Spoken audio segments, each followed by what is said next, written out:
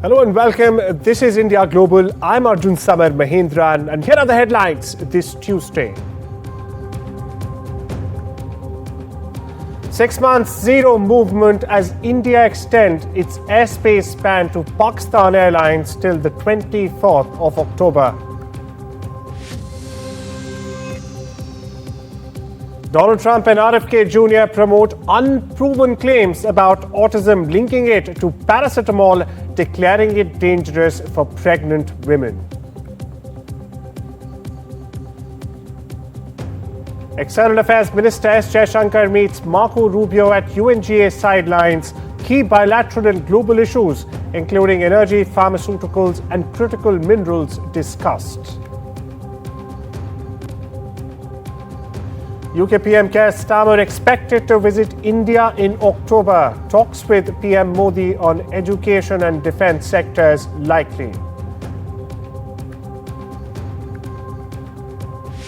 And amid Trump's visa crackdown, India's Srini Gopalan to lead T-Mobile and Rahul Goyal set to lead Molson Coors.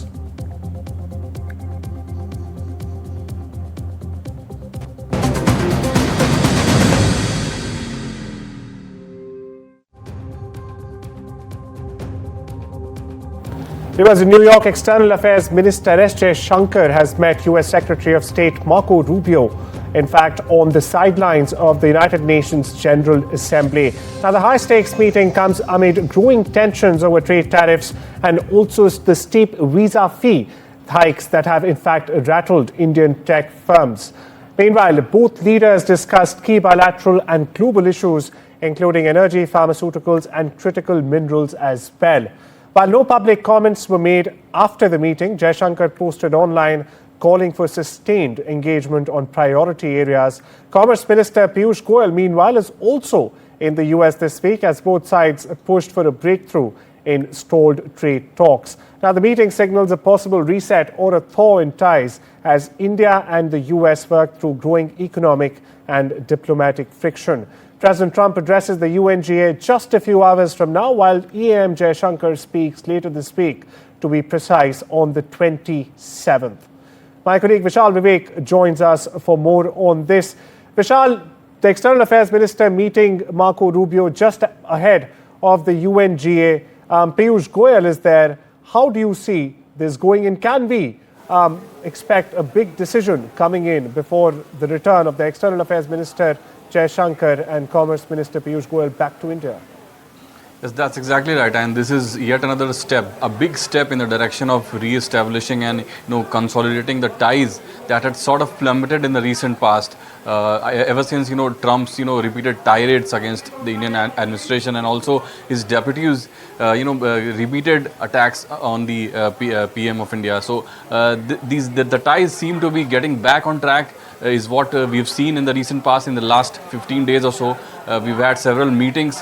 This is Piyush Goyal's visit to the US, and also our foreign minister is in the US territory. He's already met his counterpart from the US side, and the details of the meeting have not been shared, but we can gather that these are some really positive signs, because as soon as the meeting got over, as Jaishankar had displayed that the thumbs up sign, so that also shows that the ties are getting back on track after several weeks of attacks from both the sides, mostly from the US side, during which his deputies had repeatedly attacked the Indian Prime Minister and questioned India's foreign policy on several fronts, to which experts had already rebuffed, because the argument that India buying oil from the Russian side and that in turn funneling the Ukraine war does not really make any sense, because it was the US in the original place that had recommended India to do so back when COVID hit the world economy. So all of these talks could have figured in the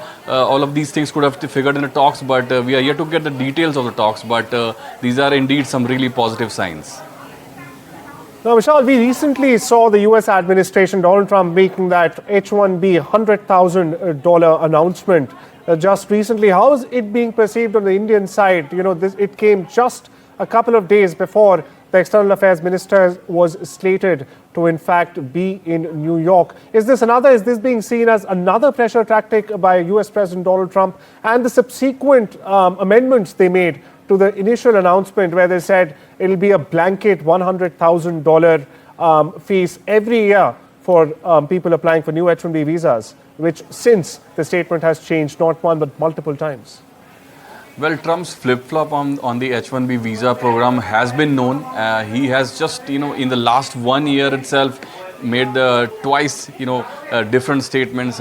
Back in December 2024, he had said that he supports the H-1B program, but cut to this month, about 9 months from the last year, he's saying the opposite, and he's clearly claiming that H-1B program needs to be, analyzed, and he has clearly brought in this $100,000, program in place, and that seems to have deterred a lot of people who would have wished to go to the US to, a lot of high-tech graduates who would have gone to the US to propel the US economy, propel the US technology, but that will have to be analyzed. It's still really early to say what will be the effect, but of course when it comes to H-1B visa, Indians are the most, when it comes to the people going to the US on that visa.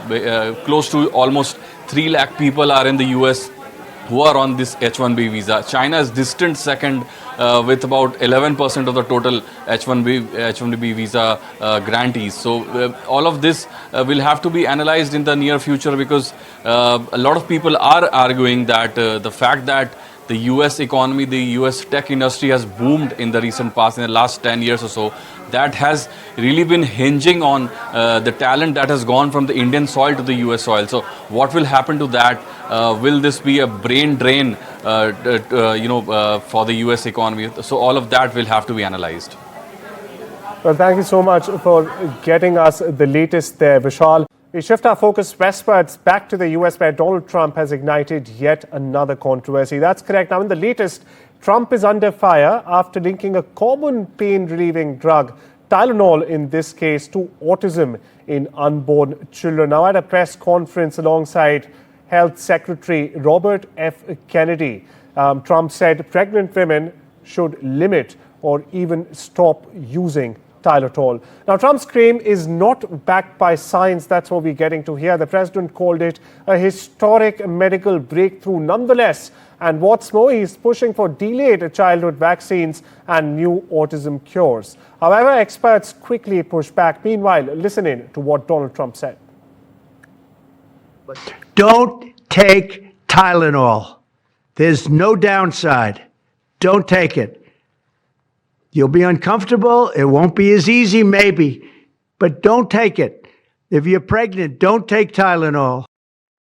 The real concern we have is we know that autism and the spectrum disorders are multifaceted. They run in families. There's clearly a genetic component. And so to pin it all on a medication like acetaminophen is just hard to believe. As you see, medical researchers are saying there's no proven link between Tylenol and autism in the US. Additionally, they're also warning that this rhetoric could in fact mislead families and put material health at risk. For more on this, I'm joined by Padma Shri awardee and chairman and MD of the Nephron Clinic, Dr. Sanjeev Bagai. Thank you so much for taking out the time and speaking with us, sir. Now, I'll straight away get to the million-dollar question here, Dr. Bagai. Does Donald Trump, or do his claims have any sort of medical efficacy or backing, sir? Good afternoon. So let's go straight to the point as far as science is concerned. Autism is now called as autism spectrum disorder because it's a syndromic spread of varying and overlapping symptoms which often can mimic attention deficit disorder or hyperactive disorder, or even places like schizophrenia and OCD, that's your obsessive compulsive disorders. Now, this is multifactorial. There is no cause and effect as a linear relationship. There is a very strong family link. There is a familial link. Genetics play a role ranging from 10% going up to 94%. And we have a chromosome link as the short arm of chromosome number 16. There are prenatal drugs, mainly anticonvulsants. There are environmental factors. Air pollution plays a very big role. Plastic pollution plays a very big role. And of course, maternal diabetes during pregnancy and hypertension. What does the science say as far as peer-reviewed literature is concerned?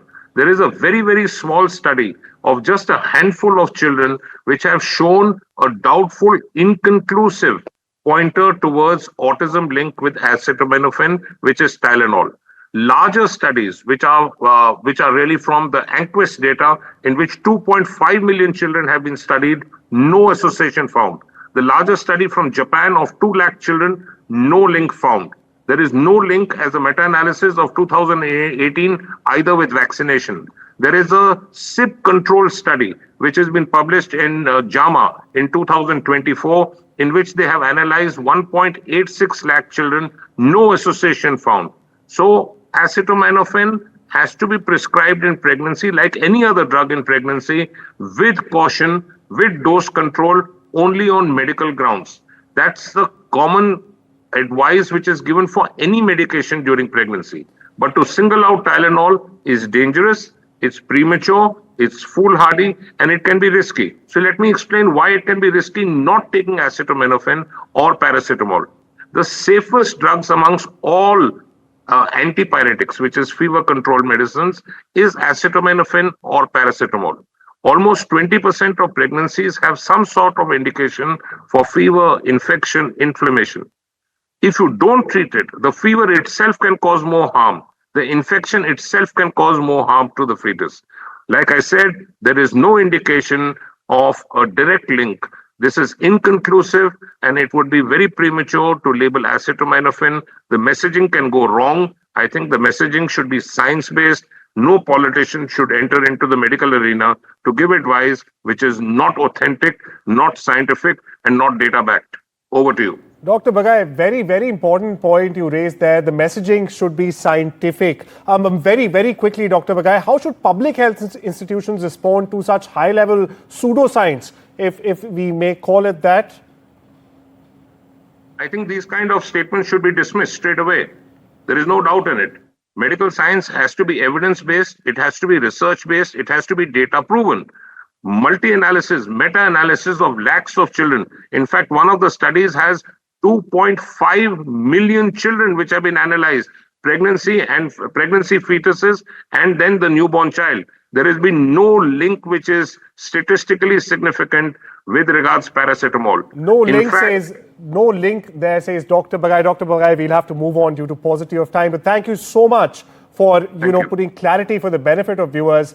This being such an important story that we're breaking here on India Global this Tuesday. Now, moving on, in a powerful moment on the UN floor, French President Emmanuel Macron has formally recognized the state of Palestine.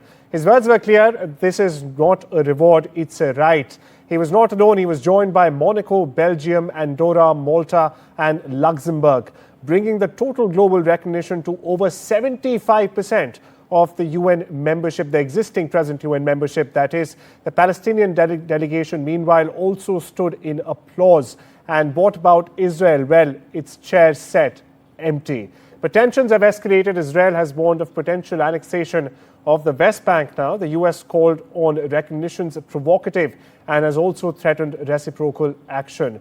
Meanwhile, Israel has intensified its bombardment of Gaza City, killing dozens more as global leaders plead for peace. A proposed UN security force for Gaza, disarmament of Hamas, and a reformed Palestinian Authority now dominate negotiations.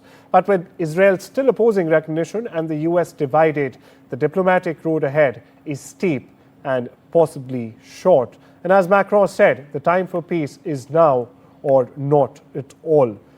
We're joined by Umer Anas. He is the Associate Professor at the Ankara Yildirim University in Turkey for more. Professor Anas, my first question to you.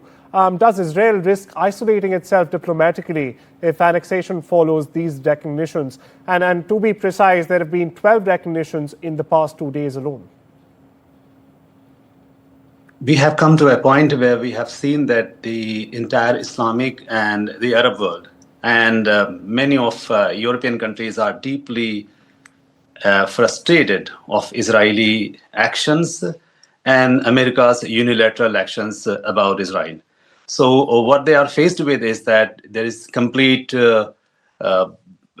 collapse of the idea of two-state solution, which means that Israeli occupation of West Bank is coming, And they are much more convinced now that the Israeli politics in Palestine was never in favor of a Palestinian state, a sustainable Palestinian It state. begs the question, can a reformed Palestinian Authority realistically govern Gaza after Hamas? Because we've not really seen condemnation against Hamas coming in. And the very idea of a reformed Palestinian Authority, how realistic is it? And how much time would this actually take?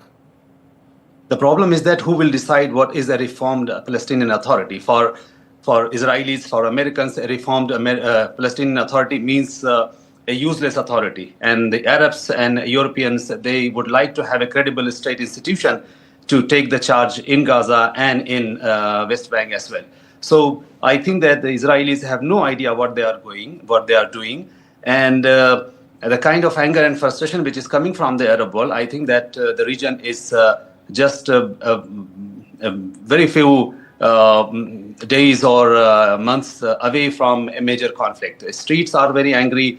The politicians are angry. Even the countries which had signed the Abraham Accord with Israel in hope that they would get something in return, especially the emergence of some sort of Palestinian Authority, is that they are also very angry. For example, the United Arab Emirates, they had invested so much in peace with Israel, but they have found that the Israelis' plan are for expansionism. And this situation reminds me the events of 1956 when Europeans were supporting Israel for the takeover of the Suez Canal against Egypt. And at that time, Americans had intervened to rescue the Egyptian side, and they had forced Israelis to step back from the Suez Canal occupation. On that, I'd like to say the semantics were rather different. You know, you compare the 2025 semantics to 1956. I don't think that will be just. But are we witnessing a genuine diplomatic shift here, or just a symbolism that moves really with no teeth? 12 countries have recognized Palestinian statehood only in the last 2 days.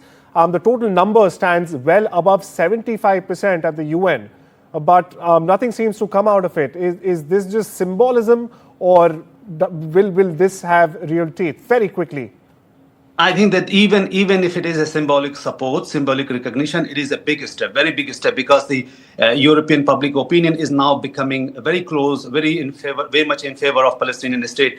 And I mean, even American public opinion is coming very close to recognize the Palestinian state. So that is a big blow to Israeli expansion. And Israelis are losing the public opinion in most of its allies' societies. So that is a big challenge for Netanyahu and his government. A big challenge for Netanyahu. Thank you so much for joining us on this important topic that, of course, we will keep on discussing till a logical conclusion is eventually reached.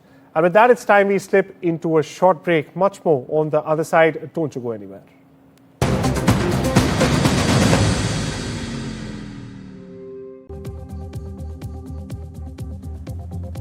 Welcome back to India Global viewers. In a week of visa crackdowns, two Indian origin leaders are heading in the opposite direction. Srini Gopalan at T-Mobile and Rahul Goyal at Molson Coors. Now, these are bold moves that challenge the anti-immigrant narrative, and rightly so, right at the top. We leave you with this very special report. While Washington debates who gets in, US boardrooms are quietly deciding who gets to lead. And this fall, two new names are sending a clear signal. Skill still matters. Srini Gopalan will take over as CEO of T-Mobile, a telecom heavyweight with $81 billion in revenue and 70,000 employees. Gopalan grew up in Delhi, studied at DPS in St. Stephen's, then IIMA, and built his global resume at Airtel, Vodafone, and Deutsche Telekom. And now, he's expected to lead a competitive comeback against Verizon, AT&T, and Comcast. Rahul Goyal also steps up, this time to the top job at Molson Coors, the world's fourth largest brewer. An engineer from Mysuru who moved into business leadership in Denver, Goyal's rise has been long and tedious, but steady. He'll take over on October 1st with a mandate to modernize the legacy brand. But the irony, Both appointments come just as US immigration rhetoric hardens, especially around Indian professionals. Both boardrooms seem unmoved by slogans. Their eyes are still on the outcomes. At a time when borders tighten, opportunity hasn't shut out. It's just become more selective. And Gopalan and Goyal have made the cut. Bureau Report, NDTV World.